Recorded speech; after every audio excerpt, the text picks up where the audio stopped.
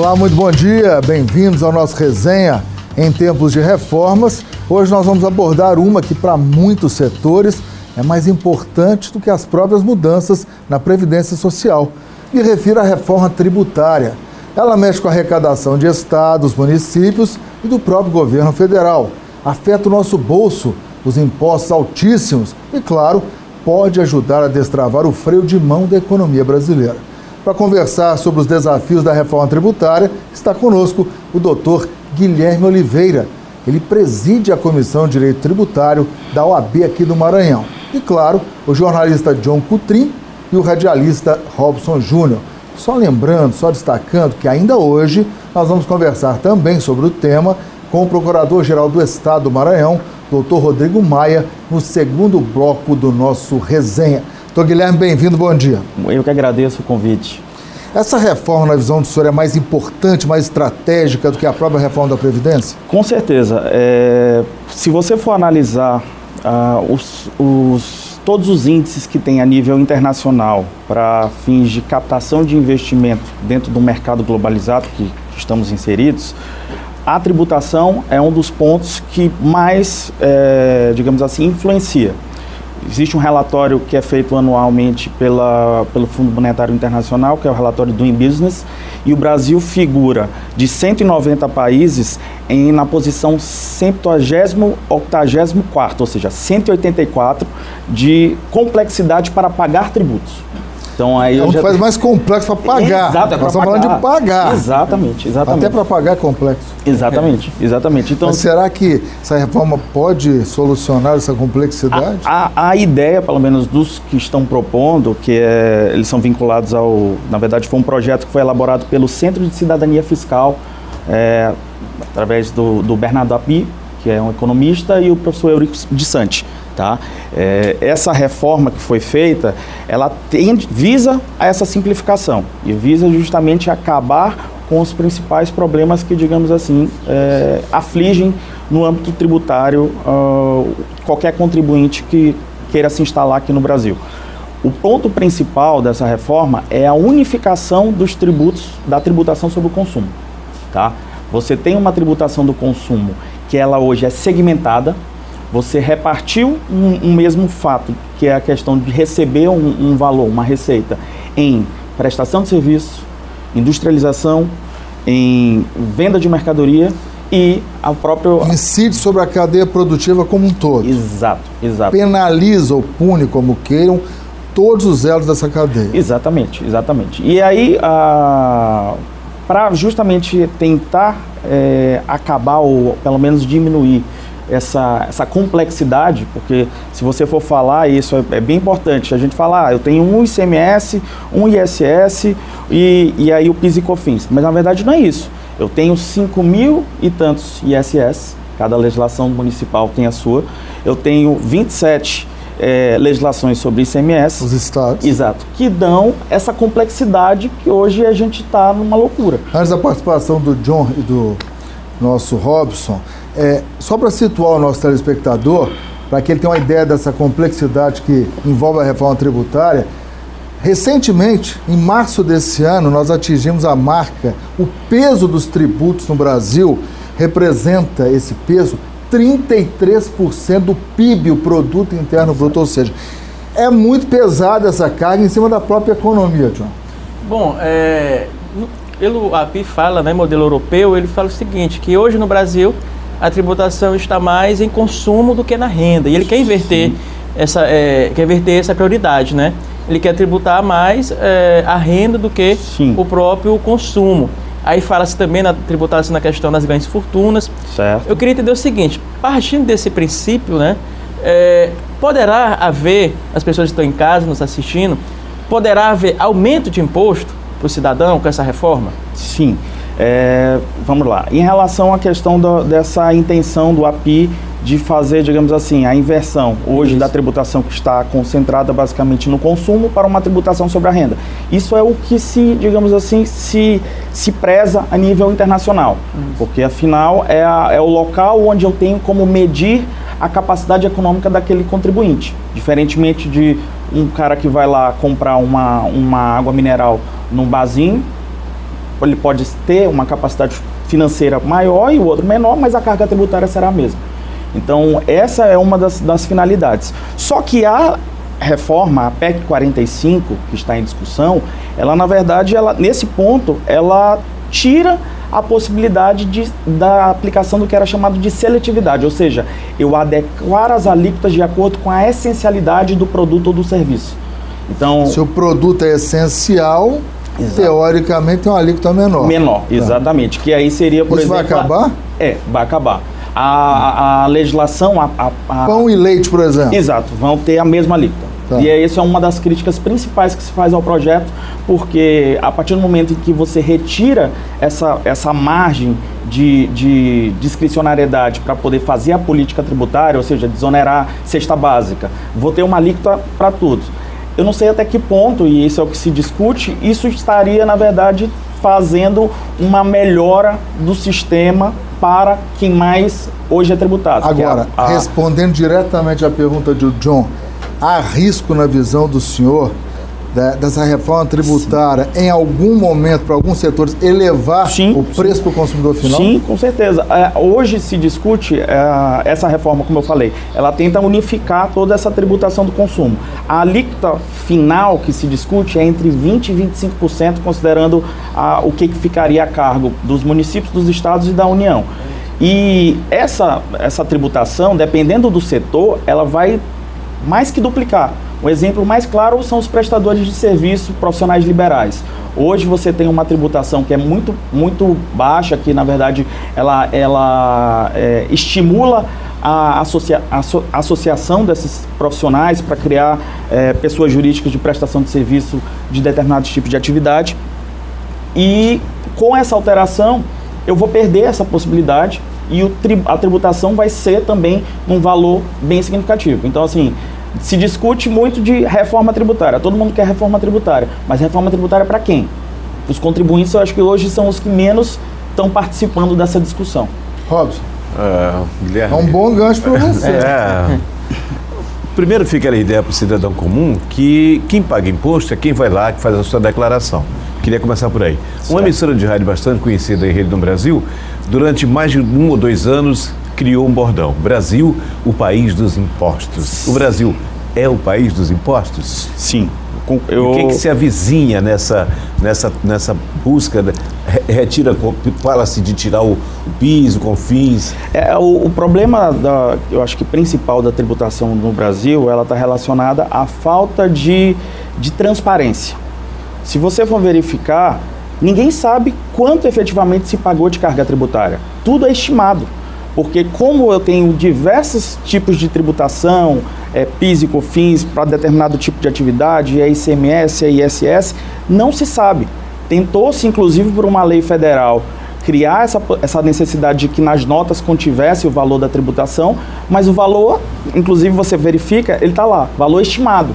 Eu não consigo saber o valor. Também, a gente tem que abordar também a questão da educação financeira. Sim. Porque isso, no primeiro momento, foi alardeado como uma grande medida, mas de cada 10 pessoas, eu aposto que, vamos lá, 1 ou 2 no máximo vai olhar a nota ali, essa distribuição de recursos. Exatamente. Né? Elas só olham quando isso vem acompanhado de uma campanha maciça nos meios de televisão, rádio. Né? Exatamente. E aí você verifica que tem determinados produtos que, basicamente, eles se limitam a uma tributação. O valor hoje é alto em função de tributos. E a população, justamente por não ter essa publicidade clara sobre quanto, ela não sabe. E aí acha que, na verdade, o problema é da tarifa de energia, o problema é do combustível, quando, na verdade, eu tenho uma tributação que é muito forte e que impacta significativamente no preço desses produtos. Hoje nós estamos falando sobre a reforma tributária.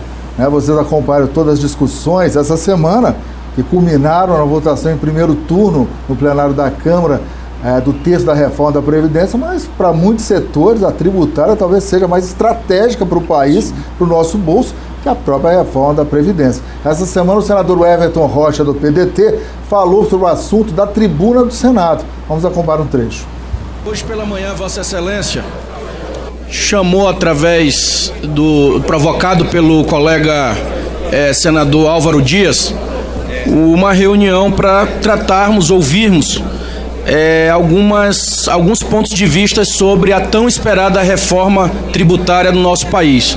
Essa iniciativa de Vossa Excelência de começarmos a protagonizar esse debate é de grande relevância, porque eu tenho certeza que essa reforma ela é mais importante, sem dúvida nenhuma, do que a reforma da Previdência. Então, parabéns, presidente, todos os líderes por esse debate que se inicia com muita maestria, porque ele não é de governo e nem de oposição. É um debate do Congresso Nacional, da sociedade brasileira, e que quem vai ganhar, com certeza, é o nosso povo, que não aguenta mais pagar 300%, 400% de juro ao ano no cheque especial e no cartão de crédito, que não aguenta mais ver esse absurdo que são os juros no nosso país. Doutor Guilherme, porque em muitos casos, em muitos momentos, melhor dizendo, a reforma da Previdência passou a impressão de que era uma reforma do governo Bolsonaro e, portanto, quem não apoia o governo Bolsonaro teria que ficar contrário.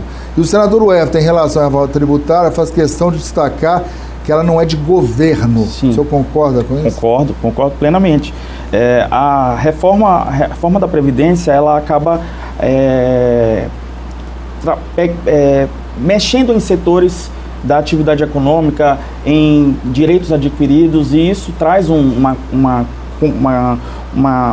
problemática muito grande no âmbito do Congresso. Num Estado democrático de direito como o nosso, você vai ter essa problemática para poder saber exatamente quais são os setores que vão ser atingidos, quantos vão ser atingidos, e diferentemente do tributário, porque o tributário é a sensação que todo contribuinte, todo brasileiro tem de que paga muito e o dinheiro é mal investido, certo? Então... Robson, qual dos dois? Vai, John. Eu queria só, porque é importante falar muito de tributação, mas também tem a questão da bitributação.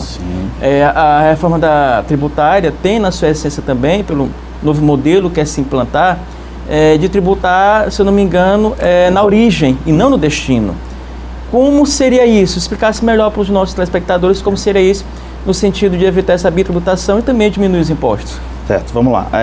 Na verdade, é o inverso. Ele prevê a tributação no destino ao invés da origem. Exato. Hoje, como é que funciona a tributação para os telespectadores? Principalmente o ICMS, que eu acho que é o que mais impacta na parte de comércio. O tributo, ele fica para o estado de origem, ou seja, para o estado onde está o contribuinte que vende a mercadoria. Onde está a indústria, por exemplo. Isso, onde está a indústria, onde está... E esse foi, inclusive, um dos problemas que deram... São Paulo, então... Exato. Quando foi feita essa lei, essa legislação, você não tinha vendas.com, você não tinha diversas coisas que fizeram com que essa arrecadação ficasse quase que toda para o Sul e Sudeste.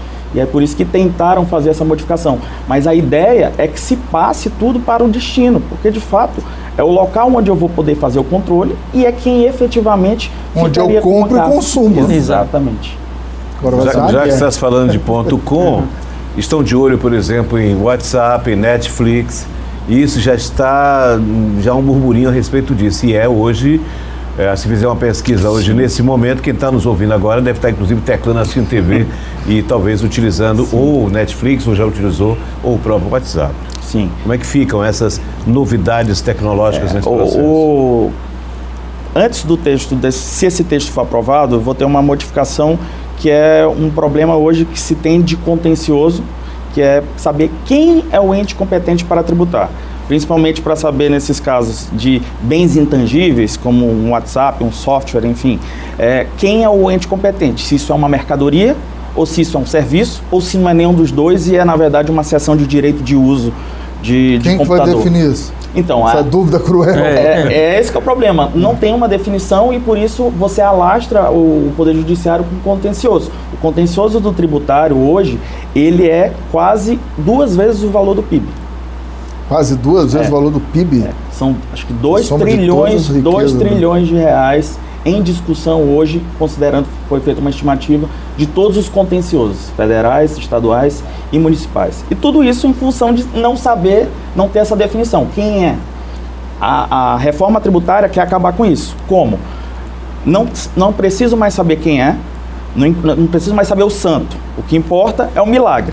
Então eu preciso basicamente pagar o valor, saber quanto eu tenho que pagar, e essa distribuição ela vai ser feita entre os entes independentemente. E aí entra a questão de que, nesta reforma, justamente por eu não ter mais essa necessidade de saber se é mercadoria, se é serviço, tudo aquilo que vier a agregar valor nesta operação comercial, nessa cadeia produtiva, vai ser objeto de tributação, seja serviço, seja mercadoria, seja um bem intangível como um software. E aqui no Maranhão, o deputado estadual doutor Iglesias, do PDT, comentou também sobre esse assunto, né? Reforma tributária na Assembleia Legislativa. Vamos acompanhar. Extremamente necessário, você deve buscar uma simplificação dessa cadeia tributária, desonerar a produção, fazer tributação distributiva, você tribute mais quem tem condição de pagar mais e tribute menos quem tem condição de pagar menos, também fazendo dessa forma um aquecimento da economia, porque estimula o consumo, além de estimular a cadeia produtiva. É uma das pautas que deve entrar aí agora no segundo semestre, lá em Brasília. A gente espera que seja feita uma análise minuciosa dessas tributações e que o Brasil seja contemplado ao final com uma reforma que beneficie a produção e também o consumo, obviamente protegendo os mais pobres. Beneficiar produção e consumo, não sei se eles vão conseguir. É um desafio muito grande, mas Robson, por favor.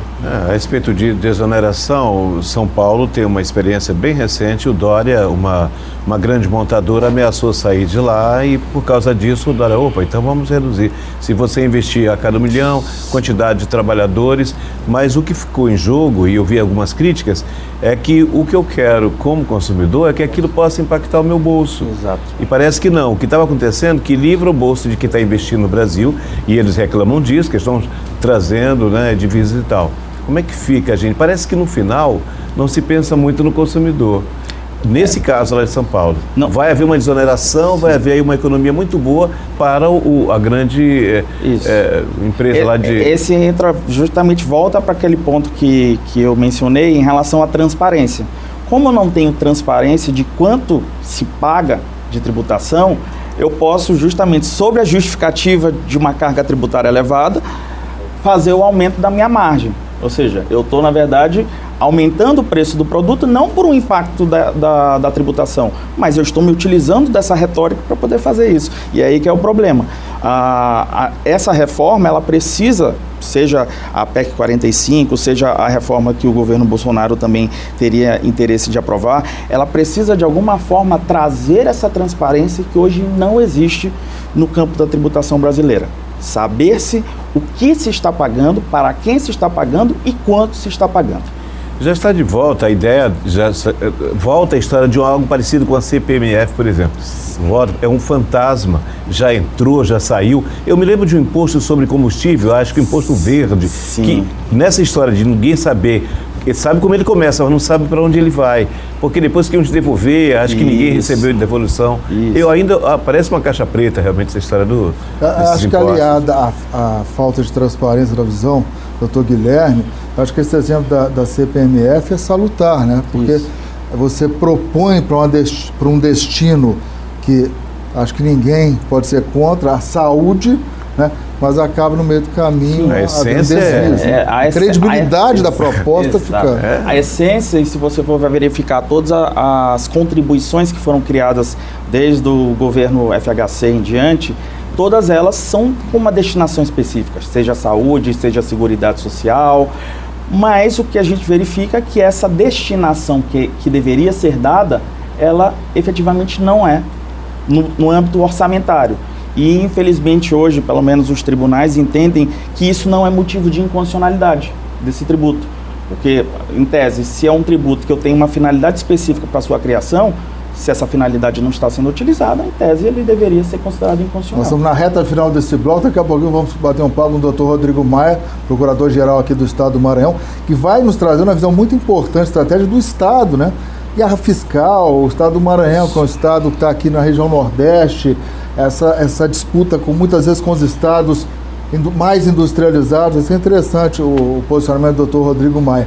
Um minuto, John, para a gente fazer as considerações rapidinho finais. Ainda no item renda, né? O Brasil é um dos poucos países que não tributa sobre a questão de heranças e grandes fortunas. Sim. Eu queria saber, isso é importante para o país e de que certa forma poderia, por exemplo, Não só prejudicar os mais pobres, mas também atingir aqueles que ganham mais. Claro. A tributação sobre herança, eu acredito que ela é necessária. Ela deveria, inclusive, se você vai verificar em determinados locais, ela chega a 40% de alíquota. Diferentemente da tributação sobre grandes fortunas. Qual é o problema da tributação sobre grandes fortunas? Não pensar que o agente econômico vai retirar o dinheiro do país. E isso fez com que, em vários lugares onde se foi feita essa instituição, depois se voltasse atrás para retirar. Por quê? Porque a partir do momento em que eu crio uma externalidade que me diminui a possibilidade de manter aquele patrimônio dentro daquele país, eu vou procurar uma outra jurisdição. Hoje a gente não está mais num mercado que não é globalizado. Doutor Guilherme, muito obrigado pela participação. Resenha faz um rápido intervalo e volta já com o Procurador-Geral do Estado, doutor Rodrigo Maia.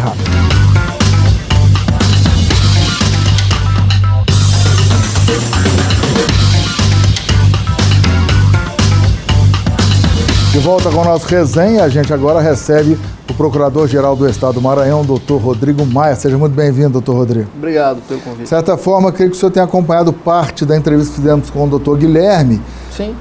Qual o seu posicionamento em relação a essa proposta que começa a ser discutida no Congresso, reforma tributária? Bem, é uma proposta que é muito importante para o país, sem dúvida, a reforma tributária.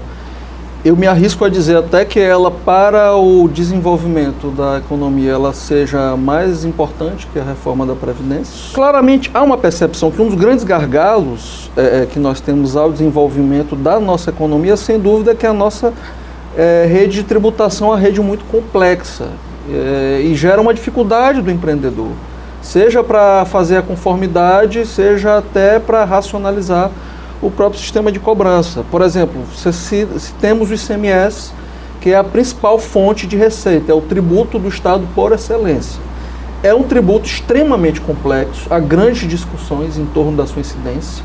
Ele é alvo, inclusive, da chamada guerra fiscal entre os estados, que tem sido combatida, inclusive, no Supremo Tribunal Federal. Então, sem dúvida alguma, a racionalização desse sistema, a simplificação desse sistema, que é uma demanda legítima da sociedade, em especial do setor produtivo, ela vai trazer, eu diria, dividendos mais positivos para a própria atividade econômica. Quando o senhor destaca a guerra fiscal entre os estados, aquele estado que tem um imposto menor ou abaixa esse imposto, atrai o setor produtivo, a indústria, por exemplo. Exatamente, com a tentativa de atrair investimentos que acaba desequilibrando um pouco a relação. Como a reforma pode resolver essa briga? Bem, fundamentalmente, o principal ponto dessa proposta, que é uma proposta que foi construída no âmbito da Comissão de Cidadania Fiscal, que é um think tank que é patrocinada por empresas como Ambev, Vale, Itaú, Souza Cruz. Ela foi gestada pelo economista Bernardo Repp e foi uma proposta veiculada no âmbito da Câmara pelo deputado do MDB de São Paulo, Baleia Rossi. É uma proposta que está avançando bem, já há um parecer favorável da Comissão de Constituição e Justiça. Há uma proposta também no Senado, ainda muito inicial, mas a proposta que tem andado com mais rapidez é essa proposta que está na Câmara, aprovada pela Comissão de Constituição e Justiça, já com parecer favorável. Ela vai promover a unificação dos 5 tributos que incidem sobre a atividade de consumo, que é o ICMS do Estado, o ISS dos municípios, e no âmbito da União vai englobar o IPI, que é o Imposto sobre Produtos Industrializados, e a PIS e COFINS, que são contribuições veiculadas à Seguridade. A ideia é unificar num único tributo o Imposto sobre Bens e Serviços, o IBS, que é uma espécie de Imposto ao Valor Agregado, IVA, que existe em alguns países Estados Unidos, do mundo, por exemplo, alguns países da Europa também. E esse tributo recém-criado, compartilhado pelos entes da federação, no que tange as suas receitas, dentre as suas características, ele não vai permitir desonerações.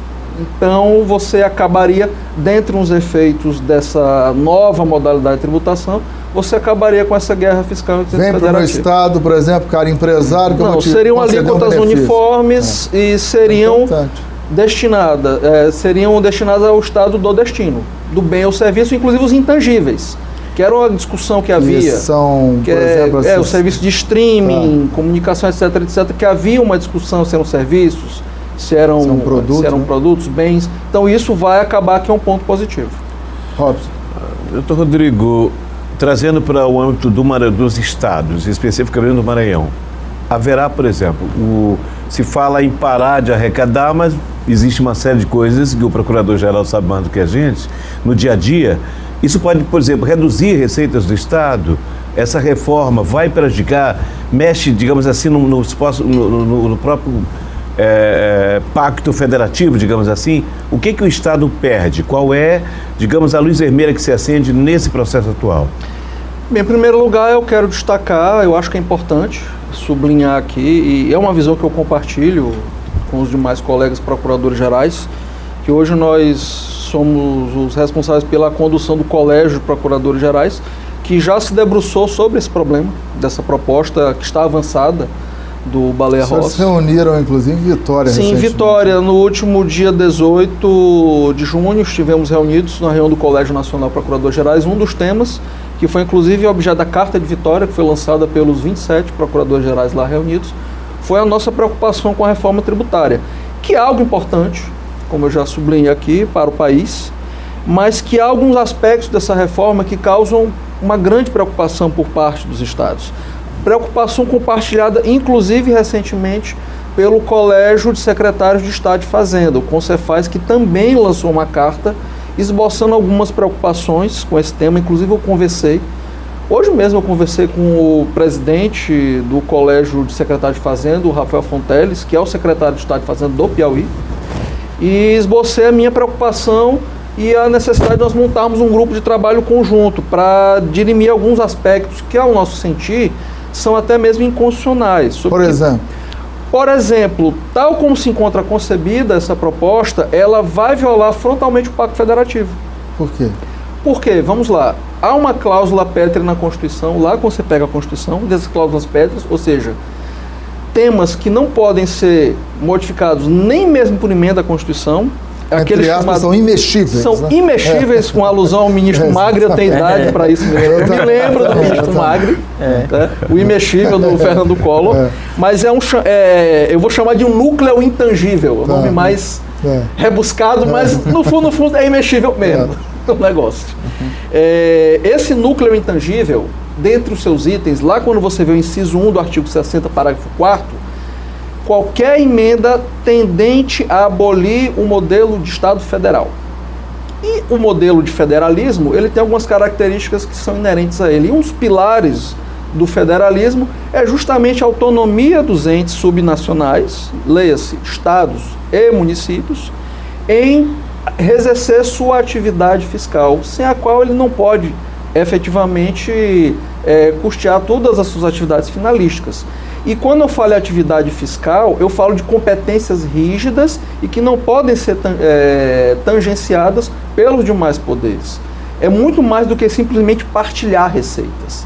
É você efetivamente poder ter autonomia para gerenciar e calibrar a tributação no âmbito do seu território.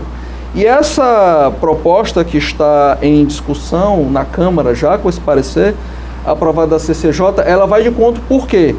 Porque ela retira do âmbito do controle dos estados as suas principais fontes de receita, que é o ICMS, e o ISS, que é os municípios.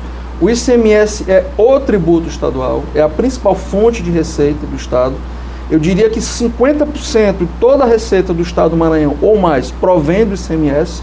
O meu colega secretário de Fazenda, Marcelo, certamente tem esses números precisos, mas a relação é mais ou menos isso, 50% da receita do estado provém do ICMS, e essa proposta ela retira do estado o controle sobre o gerenciamento desse imposto. Antes do John fazer a pergunta, ele está quente para fazer a pergunta, só ver se eu estou entendendo o raciocínio do senhor. Então, os senhores procuradores gerais, teoricamente, são contrários a essa unificação, ou seja, os senhores acham que, dependendo da realidade de cada estado, esse estado tem que definir a alíquota do seu próprio imposto? Nós não somos contra a unificação, mas somos contra você unificar e colocar sob a égide de um comitê gestor que vai haver uma preponderância, obviamente, do controle da União. que isso já acontece. União ganha e vocês perdem. A União hoje, e aí isso envolve um grande problema do nosso federalismo de cooperação, que é o federalismo previsto na Constituição. Embora não haja hierarquia entre os entes federativos, hoje o modelo de federalismo, na prática, que ele é exercido no Brasil, ele coloca os estados em uma relação hierárquica no que tange à União, uma relação quase de subserviência.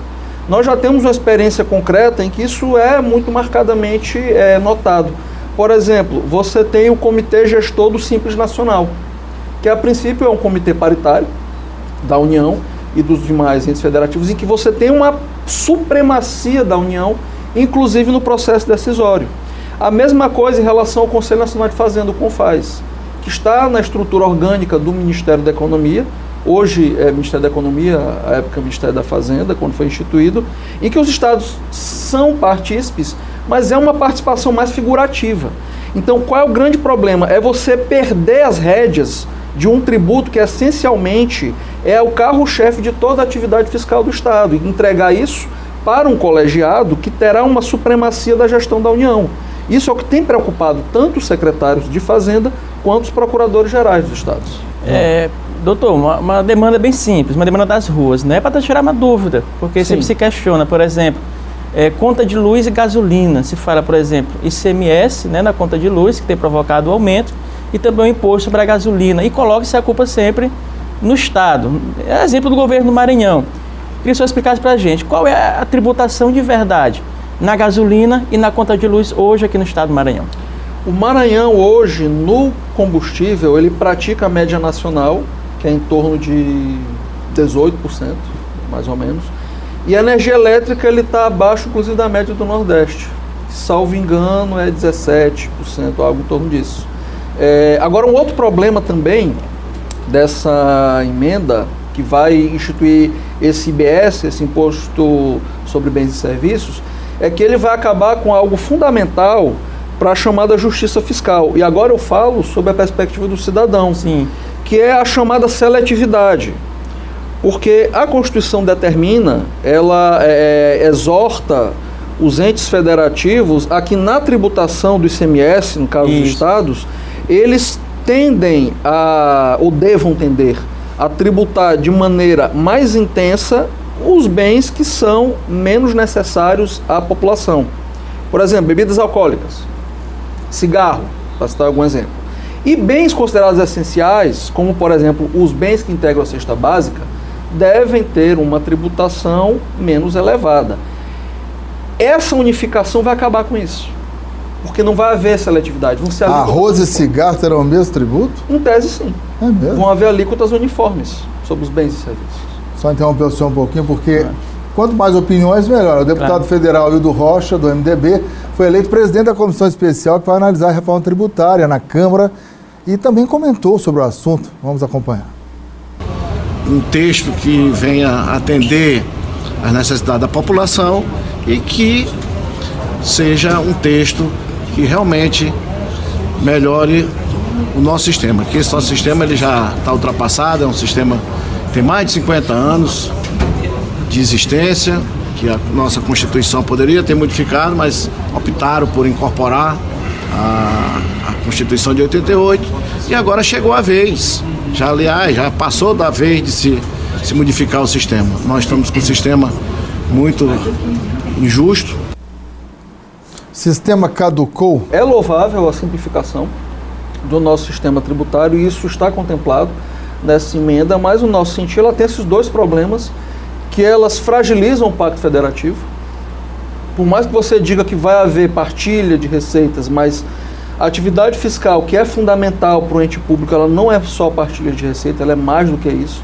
E ela fragiliza, como eu já destaquei aqui, a posição do Estado, dos estados e dos municípios diante da União, porque para todos os efeitos vai ser um imposto federal. Porque vai decorrer de uma lei federal. Vai ser regulamentado no âmbito do órgão federal. Os conflitos inerentes a esse imposto vão ser dirimidos no âmbito de quê? Da Justiça Federal.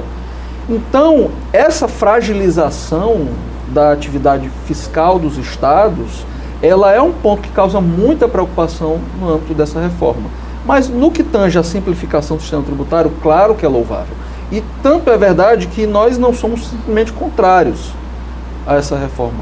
Tanto os procuradores gerais quanto o secretário de Fazenda, o que nós estamos articulando é uma proposta alternativa que possa promover o mesmo objetivo de racionalizar e simplificar a nossa atividade fiscal, mas também contemplar os princípios da federação que são fundamentais e devem ser preservados. Doutor Guilherme, que antecedeu o senhor, né, Robson, ele reclamou que a sociedade não está participando ativamente. Você comanda o Repórter Difusora na rádio, recebe muitas contribuições de ouvintes. Por exemplo, uma dúvida do ouvinte, como é que você consegue botar um combustível mais barato lá em Timon, dizendo que saiu daqui, passa pelo Porto de Itaqui, em tese, aqui seria um pouco mais barato, e ele vai na Transnordestina, chega a Timon e você consegue botar um combustível mais barato lá do que aqui, considerando que chega pelo Porto de Itaqui. Essa pergunta, de vez em quando, ela aparece no programa. Mas isso acontece, Robson, porque, e é um outro problema desse tipo de tributo, esses tributos sobre bens e serviços, a tributação sobre o consumo, ela é só aquilo que se chama de tributo indireto. Porque, na prática, quem paga é o consumidor.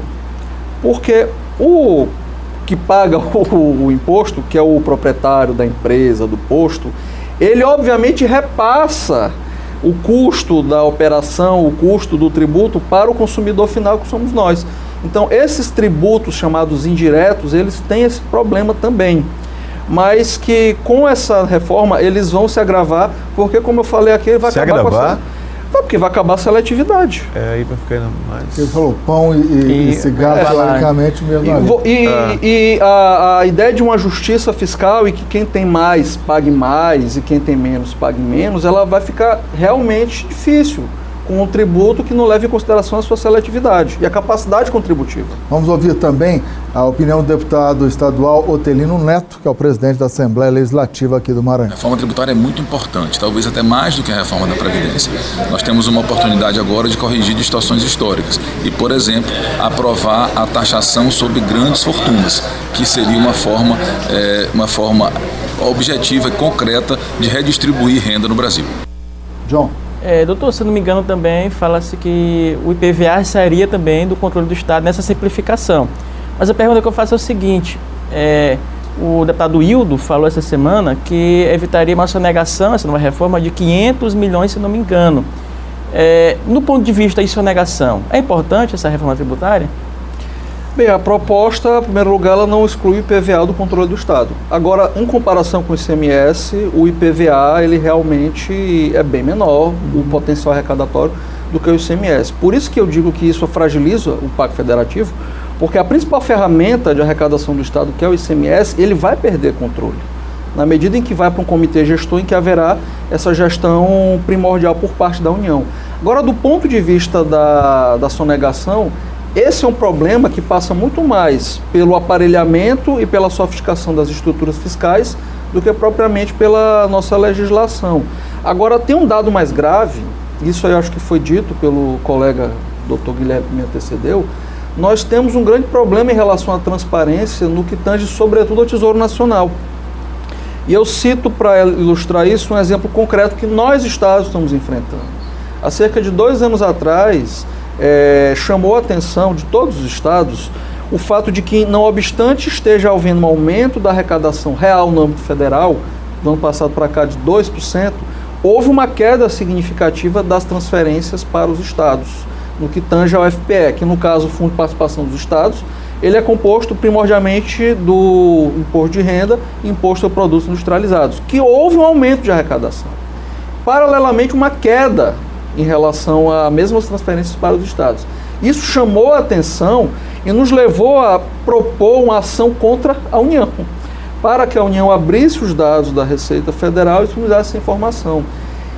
E, para nossa surpresa, a União primeiramente se negou a fornecer esses dados, de como ela calcula essas transferências. Isso foi quando? Recente? Não, faz uns 2 anos. 2 anos. Foi a ação número Ação Civil Originária número 3150, que é uma ação coletiva que o Estado do Maranhão e quase todos os demais entes federativos, são quase 19 estados, eles propuseram essa ação para que se abrisse a caixa preta do Tesouro Nacional, que inicialmente se negou a fornecer, usando um argumento ao nosso ver esdrúxulo, de que havia sigilo fiscal sobre esses dados, o que, para usar uma linguagem que o cidadão comum entenda, seria como se eu pedisse o extrato da minha conta salário no banco e o banco se negasse a mostrar o meu extrato, alegando não, isso é sigilo bancário, eu não posso lhe mostrar. E nós conseguimos que o ministro do Supremo, o Ricardo Lewandowski, que é o relator dessa ação, ele desse uma liminar no sentido de abrir essa caixa preta. Muito recentemente, o Tribunal de Contas da União, o TCU, ele, em um acórdão recente de relatoria do ministro Múcio, ele reconheceu realmente que há um déficit de transparência da Receita Federal na exposição desses dados. Então, isso é um problema, John, na medida em que os próprios entes federativos têm dificuldade em identificar de onde vêm as suas transferências obrigatórias. Isso mostra a nossa preocupação em conduzir esse debate de unificação de um tributo para concentrar no âmbito federal, com essa dificuldade de diálogo e com essa quebra de confiança que há em relação hoje à gestão federal. Muito obrigado pela participação. Resenha faz um rápido intervalo, volta já com um balanço desta semana e as nossas apostas para a semana que vem. É rapidinho.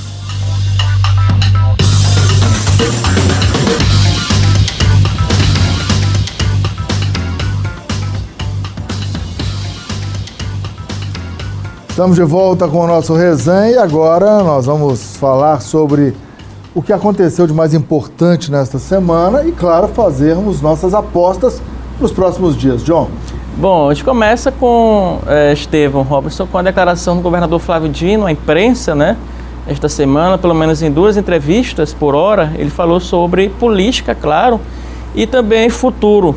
Mais uma vez ele foi abordado, Estevão Robson, sobre a 2022. 2022, o que ele pretende fazer? Para quem não sabe, o governador Flávio Dino é reeleito, né? Reeleito governador, e ele já pensa, já aposta aqui no futuro. Ele deu 3 hipóteses, Estevão. Ele falou o seguinte: olha, eu não descarto candidatura a presidente, tudo bem, posso ser candidato a presidente da República, mas também posso ser candidato ao Senado ou à Câmara Federal ou continuar até o final do governo. Ele falando isso para não ficar só falando, presidente. Não, gente, eu também... Ele abriu o leque. Abriu o leque, não, eu posso me candidatar ao Senado, à Câmara. Eu não sei se vocês têm essa impressão, isso. O nosso telespectador pode ter, claro, que a esquerda está se sentindo meio órfã e está buscando desesperadamente, mesmo com essa antecedência que chama a atenção em relação a 2022, um nome que possa agregar, em Robson. E nitidamente a conversa do nosso governador, as ações, quando a gente percebeu isso do ponto de vista de uma mídia, de uma assessoria, a gente foi percebendo que ele esteve nos principais programas do Brasil, em TV, e ele não estava fazendo aquilo à toa. Outra coisa, o PCdoB tem o primeiro, esse cargo, seja de prefeitura, o Estado é o primeiro caso, então você não pode também pensar de uma hora para outra, perder esse protagonismo. O governador, a gente sabe muito bem, as ações, vamos analisar do ponto de vista de marketing. A gente percebeu um governador muito mais próximo das pessoas. Quem percebeu, se você agora puxar as imagens, coloca uma pesquisa no Google, Flávio Dino, você vai perceber, Flávio, os seus executivos de ternos escuros e ele de camisa um pouco mais calma, de uma cor mais leve, de camisa, são detalhes que podem parecer despercebidos aos olhos gerais, mas sim, a gente percebe isso no próprio jeito de falar, no discurso. Ele parecia para algumas pessoas uma pessoa muito sisuda, como se diz aqui no Maranhão, mas ele mudou esse tom. A gente percebe, ele brinca mais. A gente percebeu aqui mesmo nos bastidores uma pessoa muito mais tranquila, buscando um outro modo de se aproximar das pessoas, que pode definir isso como um padrão, digamos assim, para um voo maior, para um voo nacional. Aquilo que a gente já falou aqui no Resenha, que foi citado pelo próprio ex-presidente Lula em relação a ele. Estevão. Essas entrevistas, então, portanto, do governador Flávio Dino foram, na sua visão, e na sua também, Robson, isso, um dos destaques dessa semana. Interessante, eu podia observar algo diferente, novo, né?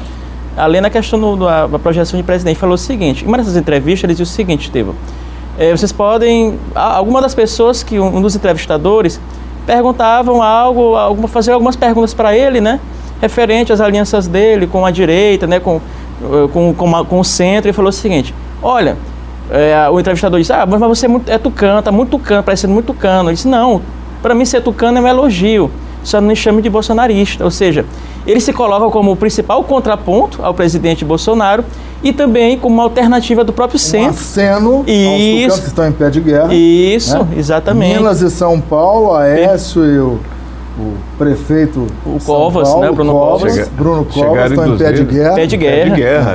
Inclusive uma ala do PSDB está dizendo que eles estão num estado de exceção. Usaram até esse termo hoje, viralizou nas redes, estão querendo um estado de exceção, estão querendo limar, jogar fora. E é um dos destaques, sim, essa briga no Rio Tucano. Claro. O Bruno Covas diz, ou eu, ou ele Aécio. Exatamente. Eu estou achando que o Aécio vai sair. É porque o Dória é pré-candidato a presidente da República. O atual presidente nacional do PSDB foi uma indicação do Dória.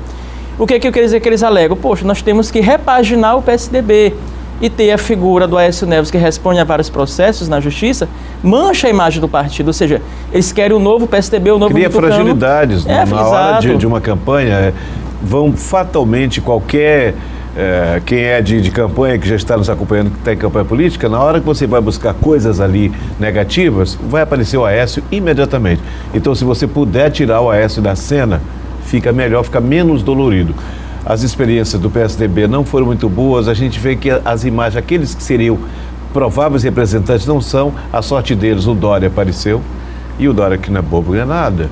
Ele fez, inclusive, uma aproximação com o próprio Bolsonaro naquele período. Hoje ele já está um pouco mais distante, né? Ganhando protagonismo já de pré-candidato.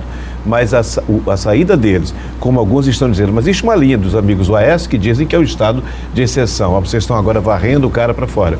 Mas é uma estratégia. Se eles não fizerem isso, no momento em que eles forem colocar na pauta o PSDB para o eleitor, o Aécio vai aparecer e não é uma coisa muito positiva. Agora, John, você que milita nessa área política, nos bastidores, além do governador Flávio Dino, como nome forte da esquerda ou centro-esquerda, como queiram, que outro nome desta ala surge como opção para 2022? Guilherme Boulos?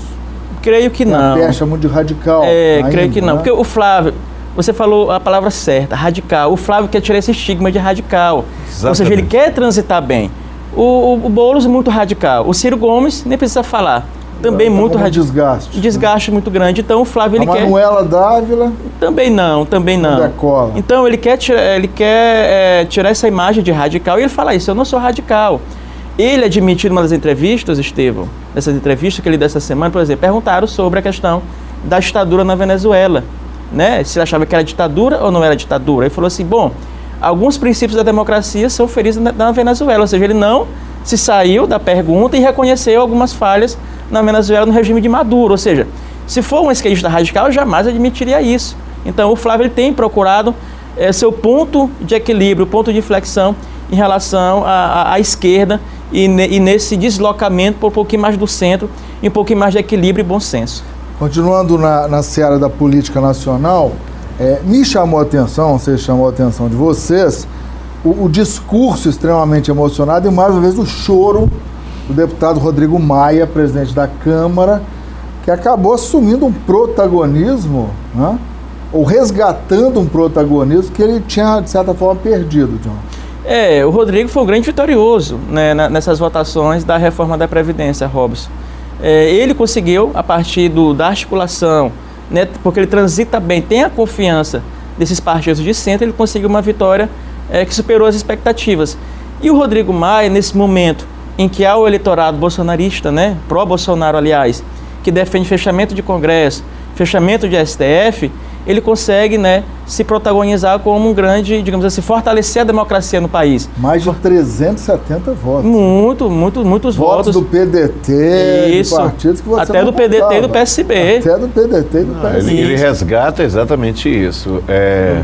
Quando você fala de fragilidade, quando uma linha quer que feche aquilo, ele vai lá e dá protagonismo, e ele faz questão de pontuar. Se vocês observarem os discursos do Maia, ele diz, olha, isso aqui foi algo construído pelos deputados. Engraçado, então, ele fala isso bem. Engraçado, Robson, que enquanto uns são contra o Rodrigo Maia e contra o Congresso, ele diz assim, bom, só aprovou por conta da gente, do Congresso. Exatamente. E da minha articulação, não foi do presidente Bolsonaro. Já tinha até falado essa semana, ele falou antes da votação, caso a reforma seja aprovada, o mérito será do Congresso, não do governo. Exatamente. Ele fez questão de dizer isso.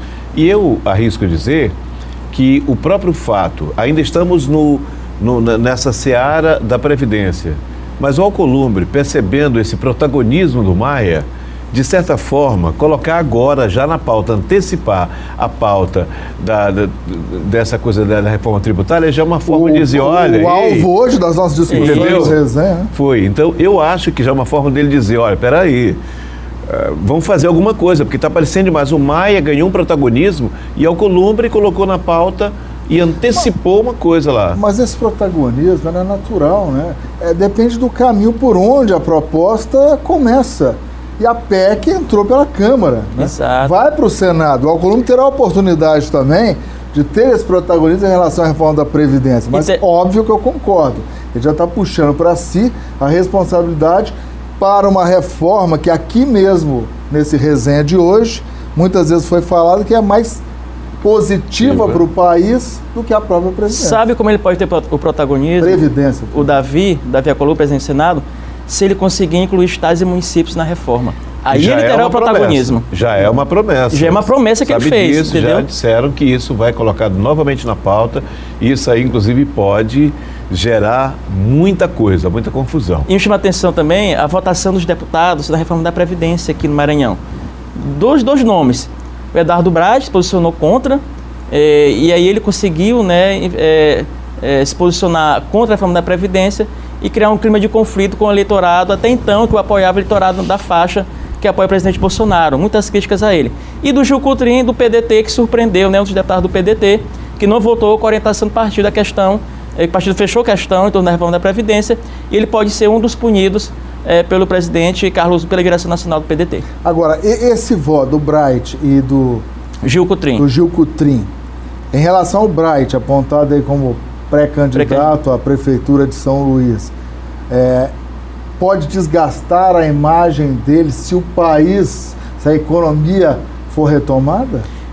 Exatamente. Acreditando-se essa retomada, a reforma da Previdência que ele votou contra? Sim, é porque cria uma disposição com aqueles que apoiam o governo, né? E se a reforma da Previdência der certo, né? Então ele diz, olha, o Brade foi contra. Os adversários utilizam isso na campanha de prefeito. E de toda forma.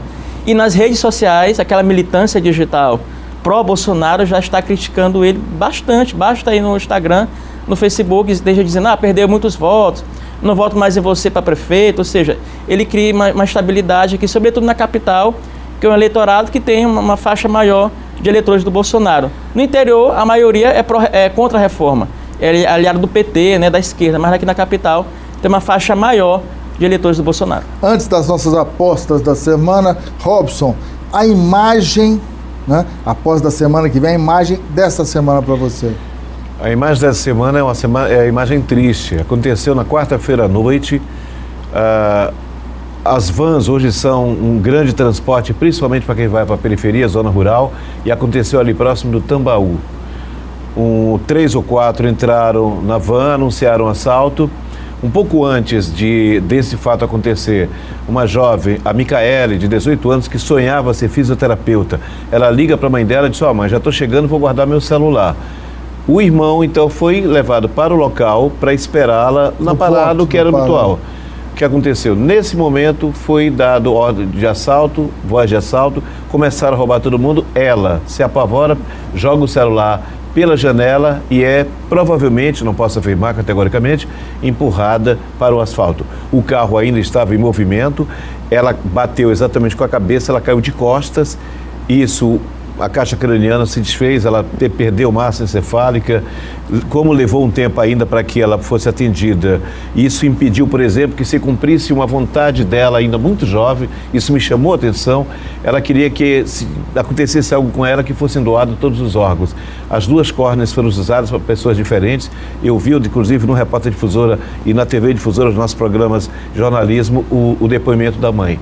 É um desafio para Flávio Dino ainda, para Portela, em relação a esse tipo de ação criminosa que acontece muito costumeiramente naquele local. Não é a primeira, e cá entre nós, mais não quero ser... Mais uma família desfeita. Tragédia. Muito jovem, 18 anos. Já estavam, inclusive, sonhos que ficaram pelo caminho. Já havia, inclusive, comprado a passagem para que ela fosse para outro estado, onde ela ia fazer exatamente, ia realizar esse sonho que era a fisioterapia. Imagem triste dessa semana. Suas apostas, João Coutrinho, para a semana que vem? Três temas que, antes do recesso parlamentar, primeiro, tanto da Câmara Municipal quanto da Câmara Federal e Senado. Primeiro, a questão do plano diretor.